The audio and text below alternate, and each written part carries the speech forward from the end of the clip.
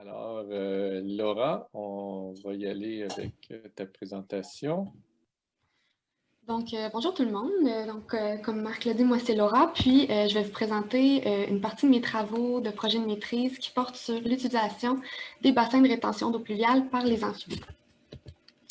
Au Québec, le remblayage et le drainage qui est lié à l'expansion urbaine et agricole est la cause principale de la dégradation puis de la perte des milieux humides.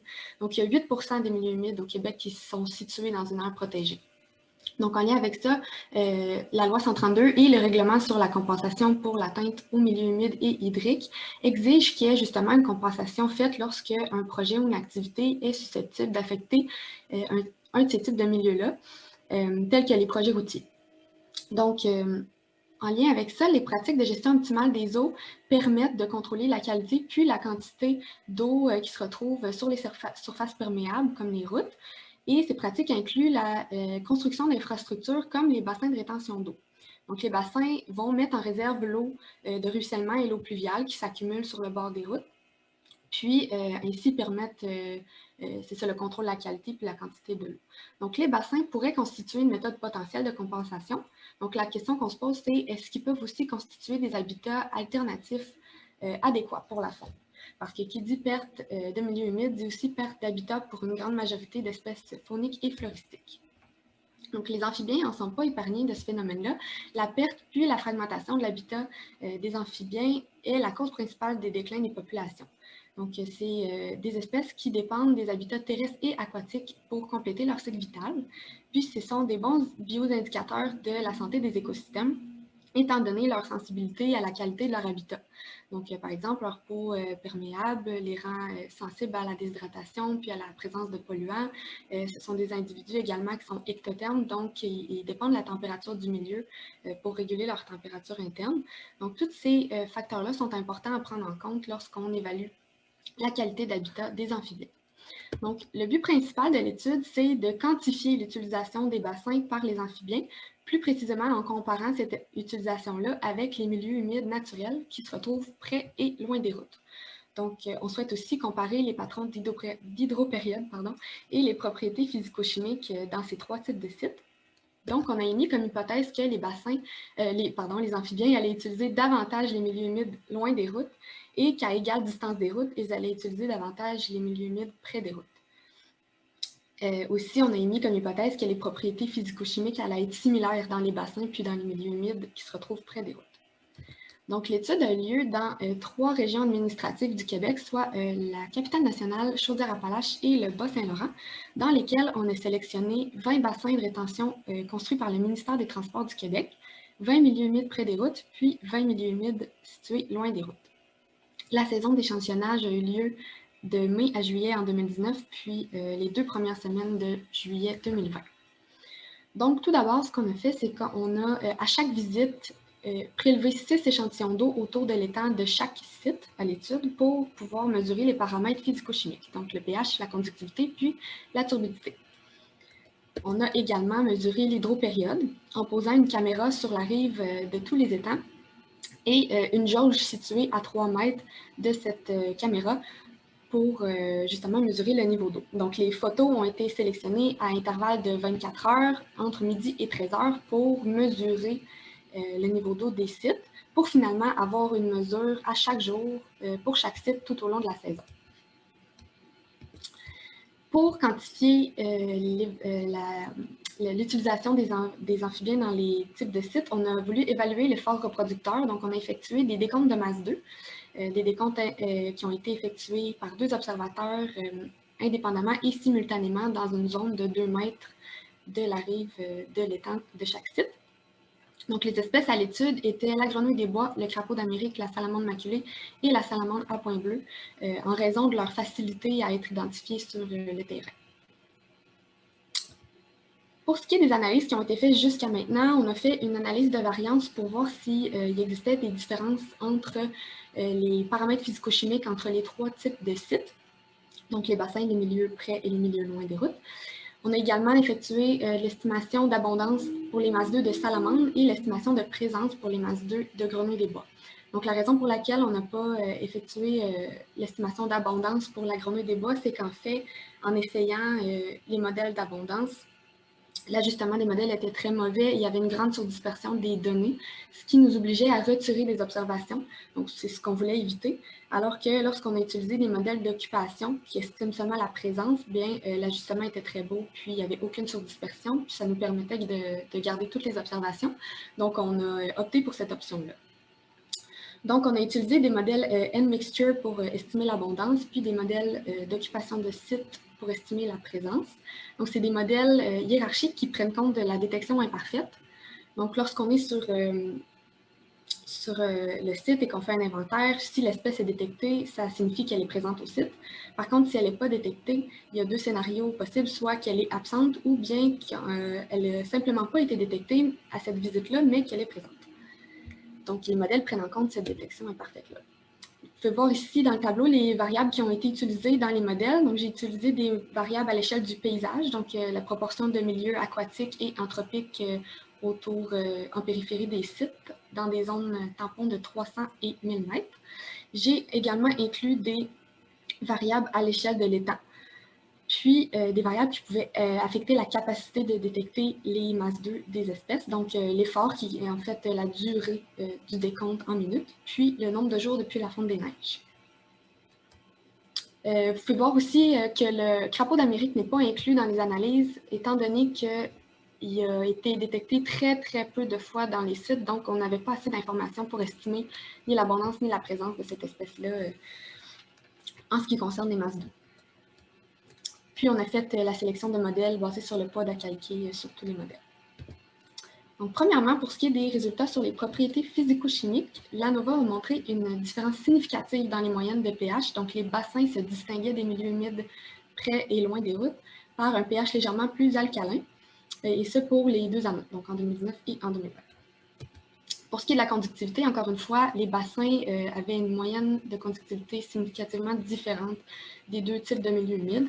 La conductivité était nettement plus élevée dans les bassins, encore une fois pour les 2 années. Puis c'est ce qu'on s'attendait, étant donné l'application abondante de sel de déglaçage sur le bord des routes. Puis lorsqu'il y a fonte des neiges ou précipitations, les bassins mettent en réserve cette eau-là qui contient tout le sel de déglaçage. Donc on s'attendait à ce résultat-là. Puis finalement, il n'y avait aucune différence dans la turbidité dans les 3 types de sites. Maintenant, pour l'estimation de présence de masse 2 pour les grenouilles des bois, il n'y a aucune variable explicative qui a montré d'effet sur la présence des masses 2 de cette espèce. Par contre, il y a le nombre de jours écoulés depuis la fonte des neiges qui a un effet sur la probabilité de détection.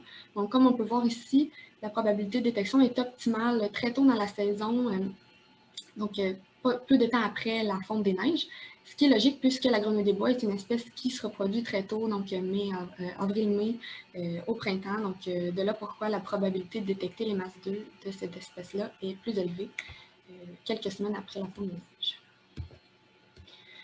Maintenant, pour l'abondance de masse 2 de salamandre, il y a un effet de l'hydropériode. Donc, en réalité, la variable d'hydropériode, c'est une différence de niveau d'eau entre le début et la fin de la saison. Donc, ce que vous voyez sur le graphique, une valeur négative signifie qu'il y a en fait une baisse du niveau d'eau à la fin de la saison. Et une valeur positive signifie que le site a subi une hausse du niveau d'eau à la fin de la saison. Donc, ce que ça nous dit, c'est que le nombre de masse 2 serait plus élevé dans les sites où il y aurait eu une baisse du niveau d'eau. Donc, l'hydropériode serait légèrement plus courte. Il y a également un effet faible de la conductivité sur le nombre de masse 2. Donc, comme on peut voir, le nombre de masse 2 tend à diminuer lorsque la conductivité augmente dans les sites. Donc, ce qui pourrait expliquer une partie des résultats par rapport à l'hydropériode sur les masses 2 des salamandres est qu'en fait, des sites ayant des longues hydropériodes peuvent être propices à la présence de prédateurs tels que les poissons. Donc, ce qui pourrait expliquer pourquoi le nombre de masse 2 est plus élevé dans les sites où il y a eu l'hydropériode est un peu plus courte. Et puis, comme j'ai mentionné tantôt, le sel de déglaçage est abondant dans certains sites. Donc, comme on peut voir à droite dans le tableau, les salamandres maculées sont des espèces très sensibles au niveau de salinité de leur milieu.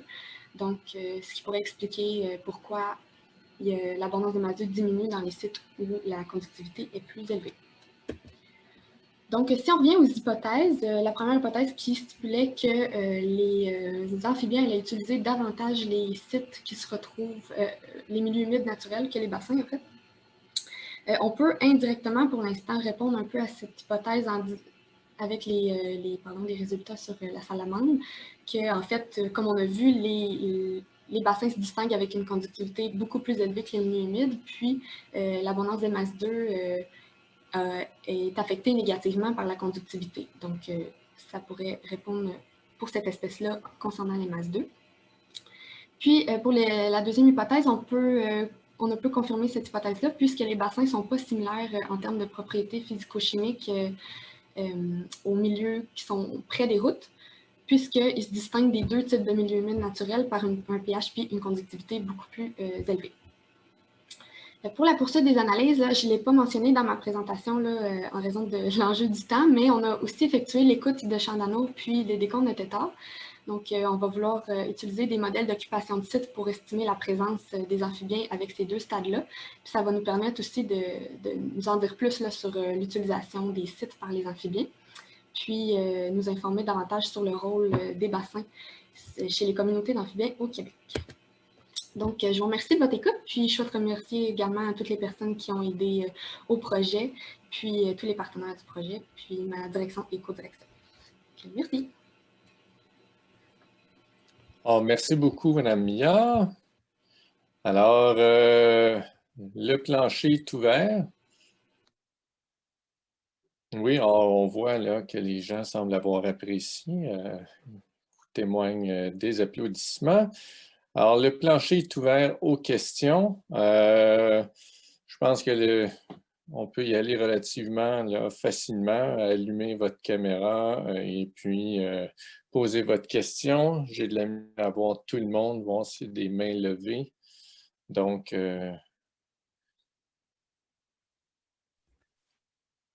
bonjour. bonjour, Mme Fortin. Ça va bien, Monsieur Bellil? Tout à fait, à vous. Oui. Alors, ma question, c'est pour Laura. En fait, très bonne présentation à vous deux. C'est par rapport au sel qui se déverse dans les étangs. Ici, à l'Université de Toronto, les gens sont beaucoup préoccupés à propos de cela et il y a des études qui démontrent que des effets perdurent à l'été, toute l'année durant, en fait. C'est pas parce que le sel est plus déversé sur les routes que l'accumulation dans les étangs ou les rivières n'ont pas eu d'effet. Alors, là, j'ai manqué un peu les spécificités de votre étude, mais quand est-ce que vous avez pris l'information de la salinité ou des autres effets désastreux du sel? Oui, en fait, on a pris les mesures les échantillons d'eau de mai à juillet, du début mai à fin juillet en 2019. OK. Puis les 2 premières semaines de juillet également en 2020. Donc, ça fait quand même une grande étendue là, de mesures. Puis à chaque visite, c'est ça, on prenait les échantillons, puis on les mesurait directement après les avoir prélevés. Excellent. Merci. Oui. Monsieur Drapeau? Oui, en fait, moi aussi, j'avais une question, Laura, par rapport à tes mesures, en fait, ce qui s'en vient en termes d'analyse. Avez-vous commencé à faire des analyses sur les modèles d'occupation d'habitat des espèces? Les modèles d'occupation, oui, on a fait justement, j'ai utilisé des modèles d'occupation de site pour la grenouille des bois, mais justement pour les masses 2. Mais c'est ça, oui, ce qui s'en vient, c'est les modèles d'occupation de site pour les mâles chanteurs puis les tétards également. Mais pour les mâles chanteurs, ma question était en fait, je veux dire, as-tu un échantillon assez représentatif pour toutes les espèces dont tu nous as parlé précédemment? Pour les champs, les espèces peuvent être différentes, là, mais on a échantillonné là, de mai à juillet, donc on a quand même réussi à avoir quelques espèces. On a manqué une partie de la grenouille des bois, là, mais on a quand même plusieurs espèces à l'étude. OK. Donc ça, c'est à venir, en d'autres termes. Oui. Tu es dans le processus de commencer les analyses. Oui, exact. OK. Merci. Oui. Alors, Monsieur Tremblay, vous avez la main levée. Oui, merci. Dans le fond, ma question est pour Mariano. Je pense que j'ai peut-être été un petit peu distrait, comme c'est l'habitude, en fait, devant les présentations virtuelles. Il y a plein de choses qui se passent. Mais bref, on a juste, j'aimerais que tu nous parles peut-être, que tu nous expliques la densité qu'il peut y avoir des temps de castor par rapport aux étangs naturels, puis aussi quelle pourrait être, dans le fond, la dynamique des espèces que tu as étudiées en lien justement avec la disponibilité de ces deux types d'étangs dans le paysage de ton étude. Oui, bah, et en fait, par exemple, on avait trois aires d'études à le long de chaque aire d'études. Bah, on a pris 16 étangs. Et l'aire d'études qui était plus au sud, que c'était Casa Berardi, c'était dans une forêt plus feuillue. Et il y en avait évidemment beaucoup plus d'abondance de cet étang castor. Donc là, on a commencé par des sud au nord pour l'exploration des sites et tout ça. Donc, c'était plus facile à prendre de cet étang castor dans cette area parce qu'il y avait beaucoup plus, c'était bien abondant. Par contre, les tourbières, il fallait aller chercher un peu plus. Et on a considéré bien sûr l'accessibilité de route et l'accessibilité au chaman parce qu'on ne peut pas aller très très loin.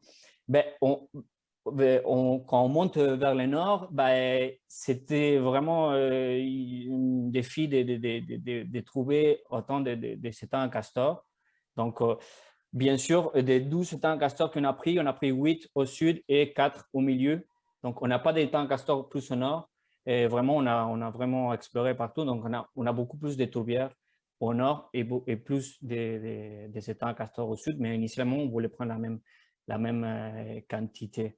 Et donc, en général, on trouve plus des étangs castor au sud, dans le parallèle Carnaf, dans des forêts feuillues. Et plus on monte, on va au-dessus des limites des forêts commerciales. Donc, les tourbières sont beaucoup plus abondantes. Donc, c'est un peu ça les paysages qu'on a trouvés.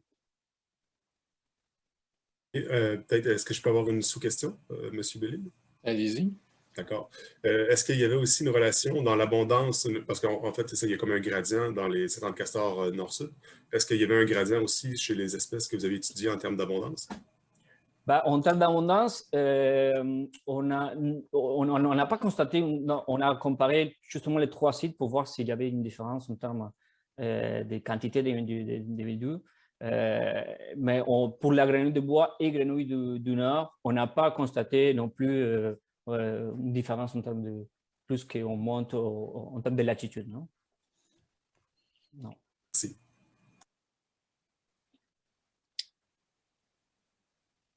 Ben, je vais m'en permettre une maintenant pour Mme Milliard. Donc, vous avez regardé vous avez fait des échantillonnages jusqu'en juillet, puis vous avez regardé aussi la présence de têtards. Est-ce que vous avez aussi mesuré leur abondance? En fait, les têtards, oui, c'est ça, on a des données de décompte, donc on va utiliser des modèles d'abondance. Ouais. C'est bon. Et puis, est-ce que vous avez fait quelques captures pour mesurer, par exemple, les tailles? Non, c'est ça. Ils n'ont pas identifié à l'espèce, ni on n'a pas mesuré les tailles, là, parce qu'ils n'ont pas été capturés, c'est ça. Je crois qu'il fallait un permis aussi, là, donc on n'a pas fait de capture d'individus. Ah, je comprends les permis. Et puis, je me demandais jusqu'à quel point vous pensez que les étangs de rétention comme ça pourraient agir comme trappe écologique au sein d'un secteur.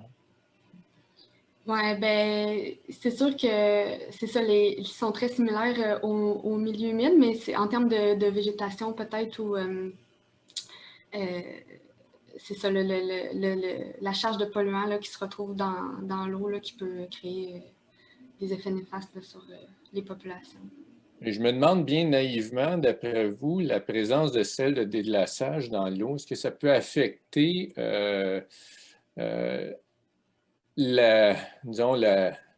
l'accessibilité des grenouilles à l'étang, sens que est-ce que la glace, ils fond plus rapidement et ça fait en sorte que les grenouilles pourraient s'y retrouver plus rapidement. Donc, s'il y a des sites propices pour la reproduction, donc des sites naturels qui seraient avec une physico-chimie plus appropriée, mais les grenouilles, finalement, ils se retrouvent dans les temps de rétention et puis ils perdent leur reproduction du fait qu'une fois qu'ils pondent là, ils n'iront pas pondre ailleurs. Ah, c'est très intéressant. Comme c'est vrai que ça pourrait être une possibilité, là, étant donné c'est ça, la concentration en sel, c'est vrai que ce serait intéressant de regarder ça. Ouais. Est-ce qu'il y a d'autres personnes qui se manifestent? Sinon, Moi, j'avais une question. Vas-y, Pierre. J'avais une petite question pour Mariano. Tu nous as parlé, évidemment, tu nous as expliqué la différence, le gradient que tu avais entre guillemets, le sud. Un concept tout à fait relatif quand on est en forêt boréale, puis quand on est au Québec aussi.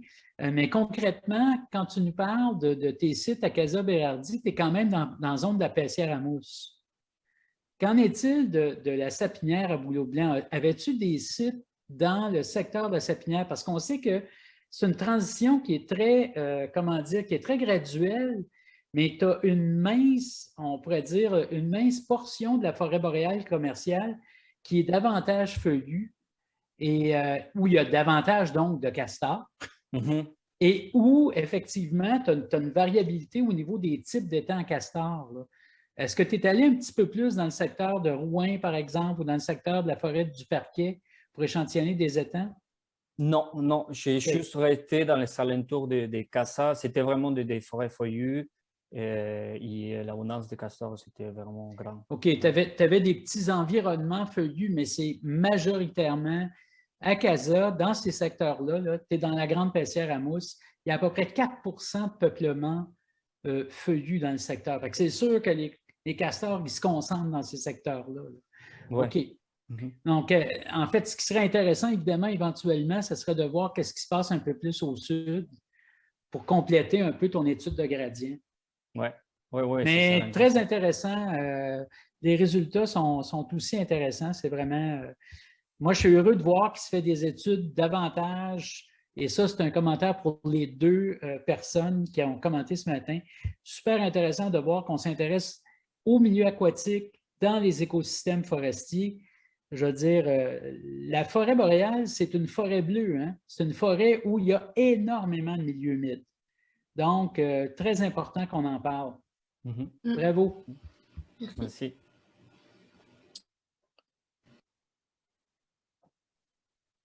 Bien, si personne ne se manifeste, je vais y aller, moi aussi, de nouveau. Mariano, oui. Tu nous as mentionné que les grenouilles du Nord étaient moins abondantes dans des grands étangs, dans des étangs de grande superficie.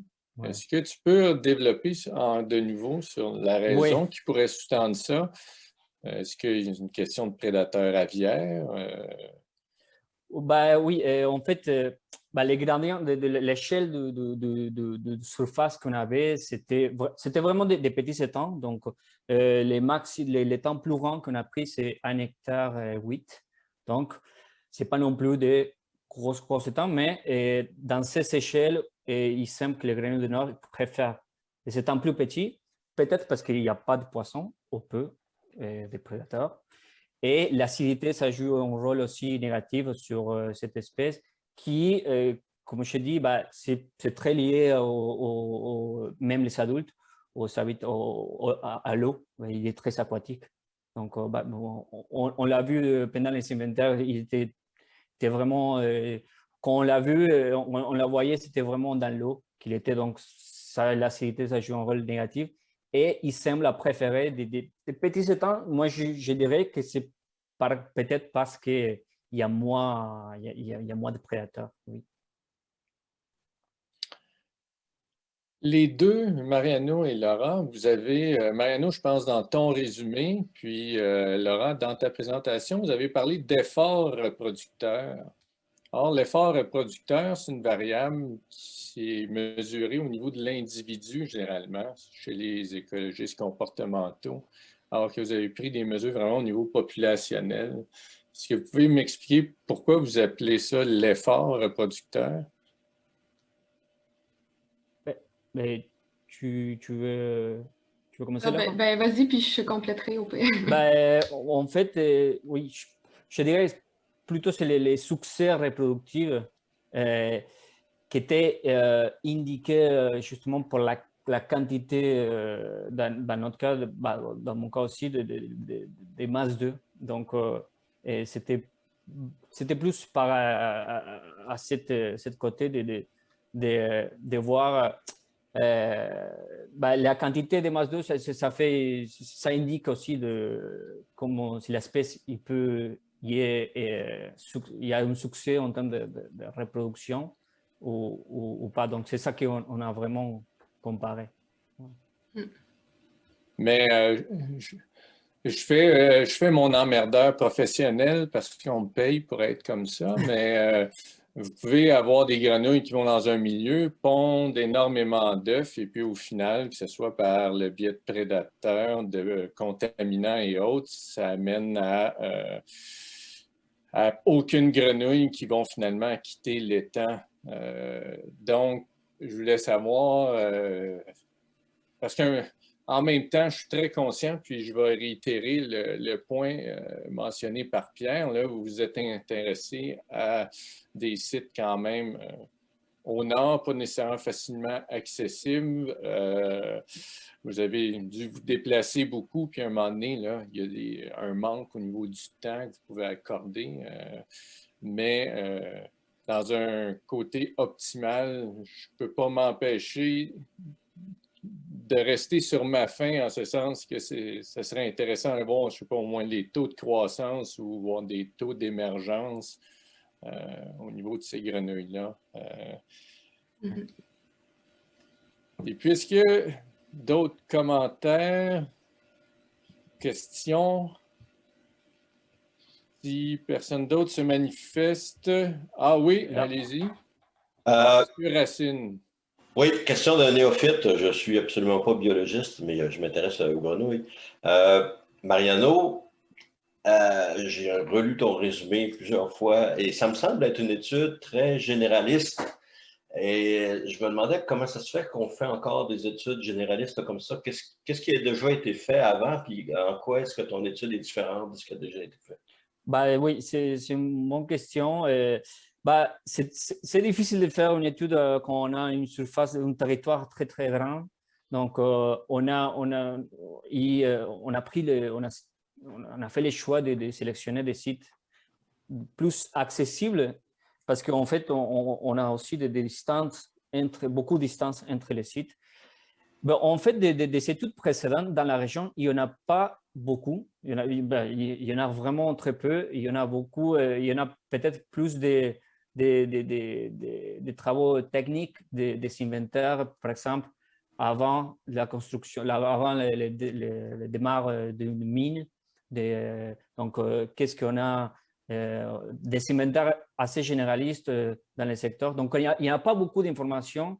Donc, une des objectifs et de l'idée, c'est justement d'amener plus d'informations parce qu'on sait qu'il y a des espèces qui se répartent dans cette latitude et encore plus au nord.